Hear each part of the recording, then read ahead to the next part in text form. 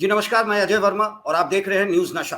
हमारे साथ जुड़े हैं पुणे से महाराष्ट्र इलेक्शंस पे शैलेंद्र सिंह जी, जो एक वरिष्ठ पत्रकार हैं और काफी समय से महाराष्ट्र की राजनीति को बहुत ही नजदीक से देखते आए हैं, आंकते आए हैं, और इनका आकलन अब तक मैंने जो देखा है और पढ़ा है बहुत ही सटीक होता है। तो चलिए चलते हैं इनके पास मेरे एक सवाल के साथ, जो मैं दिल्ली में बैठकर देख पा रहा हूं, पढ़ पा रहा हूं, वो है असली नकली की असली लड़ाई। कहते हैं ना, ये जो अनडिवाइडेड सेना है वो हमेशा से इन कांग्रेस और एनसीपी के खिलाफ रहा था। पिछले कुछ सालों में शायद थोड़ा बहुत चेंजेस आया है और अनडिवाइडेड एनसीपी कभी भी बीजेपी के साथ नहीं गया, पर इस बार दोनों ही बट चुके हैं और असली एनसीपी जिसको कहेंगे कि जिसको चुनाव चिन्ह मिला हुआ है वो बीजेपी के साथ है, और शिवसेना का जो चुनाव जो चिन्ह है वो भी बीजेपी के साथ है। बट उद्धव ठाकरे बाला साहब ठाकरे का बनाया हुआ है शिवसेना, और उनके पुत्र उद्धव ठाकरे कांग्रेस के साथ है। बड़ा मजेदार है, आइडियोलॉजी कहीं नजर नहीं आता। और दूसरी चीज देखने में आई है, पिछले बार जो दिखा वो ये था कि जो मुस्लिम वोटर्स हैं, जो तादाद में निकलते हैं एंटी बीजेपी के खिलाफ वोट देने के लिए, उन्होंने शिवसेना को खुल के वोट दिया, जानते इतने सालों से देखते हुए कि वो हिंदुत्व की बात करते रहे थे और उनकी आइडियोलॉजी कभी भी मेल नहीं खाती थी मुस्लिम वोटर्स के साथ। दूसरी तरफ जो एनसीपी के वोटर्स थे, वो अनडिवाइडेड एनसीपी की मैं बात कर रहा हूं, उन्होंने अजीत पवार को ठुकरा दिया पिछले चुनावों में। इस बार क्या होगा, और सबसे बड़ा सवाल कि इस चुनाव का एक्स फैक्टर क्या होगा? शैलेंद्र जी आप बताएं हमारे व्यूअर्स को। देखिए, असली नकली की बात करें तो इस समय शिवसेना भी दो हो चुकी है, एनसीपी भी दो हो चुकी है। लेकिन जिस तरह पिछले लोकसभा चुनाव में अजीत पवार के खेमे को पटकनी मिली शरद पवार द्वारा, उम्मीद की जा रही, क्योंकि बारामती इनका गढ़ रहा है, और बारामती में जब लोगों से बातचीत की गई तो बारामती के लोगों का साफ तौर पर यह कहना है कि अभी तक उन्होंने बीजेपी को कभी वोट दिया ही नहीं है, बीजेपी के समर्थन में कभी वोट दिया नहीं है। तो इस बार वो कैसे एनसीपी को वोट देंगे? और यही वजह रही है कि सुप्रिया सुले जो हैं वो वहां से जीती हैं। बारामती विधानसभा क्षेत्र से खुद विधायक अजीत पवार हैं, सुनेत्रा पवार को उन्होंने वहां से लीड तक नहीं दिला पाई। तो ऐसे में सवाल ये भी उठता है कि क्या अपनी सीट बचा पाएंगे अजीत पवार?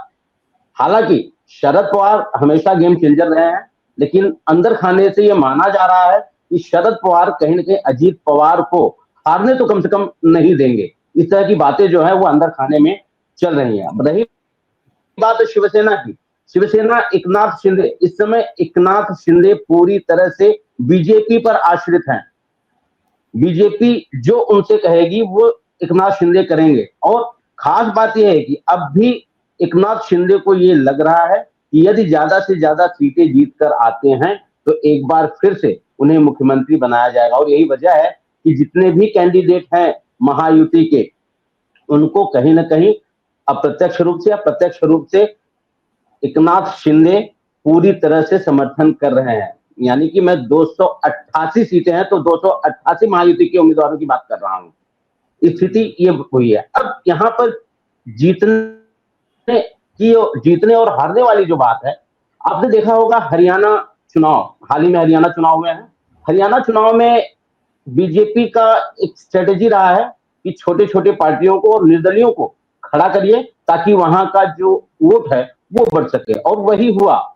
जाट इकट्ठे नहीं आए और वहां पर बीजेपी और बीजेपी समर्थित पार्टियां जो हैं वो जीत कर आई हैं। और वही सिचुएशन महाराष्ट्र में भी नजर आ रहा है, क्योंकि बीजेपी लगातार ये कोशिश कर रही है कि ज्यादा से ज्यादा निर्दलीय और छोटी मोटी जो पार्टियां हैं उनके लोग खड़े हों, ताकि जो कांग्रेस और कांग्रेस समर्थित जो लोग हैं उनकी वोट परसेंटेज कम से कम डिवाइड हो जाए। क्योंकि जेजेपी की अगर बात करें, हरियाणा में जेजेपी के लोगों ने सीट नहीं जीता लेकिन हराने का काम पूरा किया है। वही सिचुएशन यहां पर भी है। बीजेपी पूरी तरह से चाहती थी कि जरांगे पाटिल अकेले हो जाएं, और यही वजह रहा कि जरांगे पाटिल को पीछे आना पड़ा। अब जरांगे पाटिल पीछे आ गया। अब यहाँ की स्थिति यह है कि जो मराठा है वो भी एकजुट नहीं, एकदम जाट की तरह। जिस तरह जाटों का वोट इकट्ठा नहीं हो पाया उसी तरह की सिचुएशन यहाँ पे भी है। मराठा, हर पार्टी में थोड़े बहुत मराठा हैं। अब कोशिश ये की जा रही है कि ज्यादा से ज्यादा लोगों को यहाँ पर खड़ा किया जाए ताकि कांग्रेस का जो एंटी बीजेपी वोट है वो डिवाइड हो और बीजेपी कैंडिडेट और उनके समर्थित पार्टियों के जो कैंडिडेट हैं उन्हें ज्यादा से ज्यादा वोटें मिल सके। यानी कि हरियाणा के बाद उसी नक्शे कदम पर अब महायुति यहाँ पर महाराष्ट्र में चल रही है जी। और एक्स फैक्टर क्या आपको नजर आ रहा है? क्योंकि देखिए है क्या कि एक तरह से देखा जाए तो महाराष्ट्र 6 जोन्स में बटा हुआ है, जैसे कि आपका विदर्भ हो गया, मराठवाड़ हो गया, और ये है आपका क्या नाम है, नदर्न पार्ट्स, नदर्न महाराष्ट्र का कुछ पार्ट्स, ये इकोनॉमिकली बैकवर्ड माना जाता है। दूसरी तरफ आते हैं आप तो ठाणे, कोंकण, आपका मुंबई, आपका वेस्टर्न महाराष्ट्र इकोनॉमिकली थोड़ा बेहतर स्थिति में है। और सबसे बड़ी चीज़ है कि महाराष्ट्र के बारे में हम जो पढ़ते रहे हैं कि जीडीपी में मैक्सिमम कंट्रीब्यूशन महाराष्ट्र का होता है जीडीपी में, और दूसरी तरफ फार्मर सुसाइड में भी मैक्सिमम पे है परसेंटेज।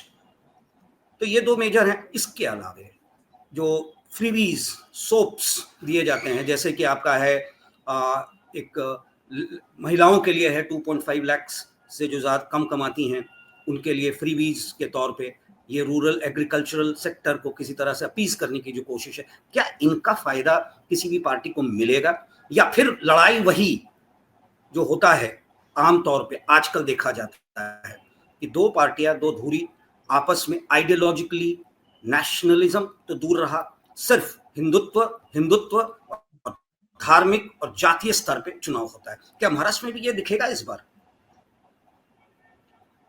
देखिए, महाराष्ट्र पर प्रधानमंत्री नरेंद्र मोदी पूरी तरह से ध्यान केंद्रित करके बैठे हुए हैं। इससे पहले केंद्रीय गृह मंत्री अमित शाह यहाँ पर पश्चिम महाराष्ट्र में उन्होंने रैलियां की, सभाएं की।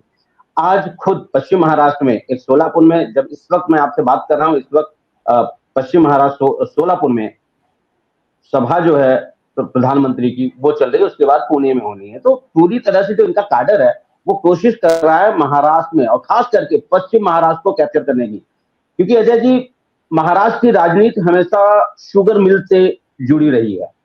जिसके पास शुगर मिल है उनके पास ज्यादा से ज्यादा वोटर हैं, ज्यादा से ज्यादा पैसे हैं और वो राजनीति में एक्टिव भूमिका निभा रहे हैं।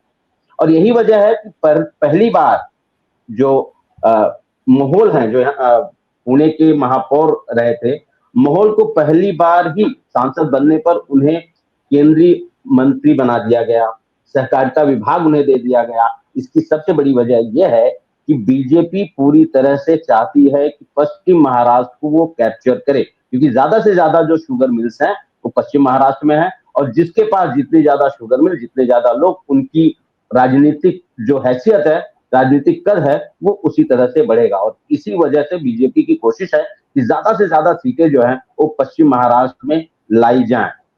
और यही कारण है कि प्रधानमंत्री मोदी लगातार केंद्रित कर रहे हैं पश्चिम महाराष्ट्र पर अपना ध्यान। आज 2 सभाएं हैं, आने वाले समय में भी और भी नेताओं की सभाएं यहाँ पर आयोजित की जा सकती हैं। अब रही बात लाडली बहन योजना, जो आपने कहा कि 2.5 लाख इनकम से कम है, बड़ा विरोधाभास नजर आता है इसमें। अब कितना वो कन्वर्ट कर पाएंगे वोट में ये तो पता नहीं, लेकिन एक चीज साफ है कि वास्तव में जिन्हें पैसों की जरूरत है, जिन महिलाओं को, वो तो बेचारी खाली डॉक्यूमेंटेशन के चक्कर में परेशान हो गई, डॉक्यूमेंट तक नहीं बनवा पाई और उन्हें पैसे नहीं मिल रहे हैं। जो पढ़े लिखे लोग हैं, जो कहीं ना कहीं सैलरीड हैं, काम कर रहे हैं, वर्किंग वुमेन की बात कर रहा हूं मैं, ऐसी मैं कई वर्किंग वुमेन को जानता हूं जो काम करते हुए लाडली बहन योजना का फायदा ले रही हैं। आप समझिए कि जिन तक पहुंचना चाहिए योजना का लाभ, उन तक पहुंच नहीं रहा है। और 2.5 लाख का क्राइटेरिया आपने रखा है, तो क्या आपके पास वो मशीनरी नहीं है, आधार से लिंक नहीं है बैंक अकाउंट, आप उसे कैसे नहीं चेक कर पा रहे हैं कि किसके पास इनकम है, किसके पास जो इलीगल तरीके से कौन पैसे ले रहा है? तो इस पर भी तो ध्यान देना पड़ेगा। खाली आपने लोगों को लुभाने के लिए, वोट बटोरने के लिए, महिलाओं को इकट्ठा करने के लिए, महिलाओं का वोट पाने के लिए इस तरह का काम किया है। तो क्या इसमें वो महिलाएं जो वास्तव में जिन्हें पैसों की जरूरत है, क्या वोट करेंगे उन्हें? बिल्कुल नहीं करेंगे। और आप हमसे जुड़े रहने के लिए सब्सक्राइब करें YouTube पर, फॉलो करें Twitter पर और लाइक करें Facebook पर। और ज्यादा जानकारी के लिए आपको टाइप करना होगा सिर्फ न्यूज़ नशा।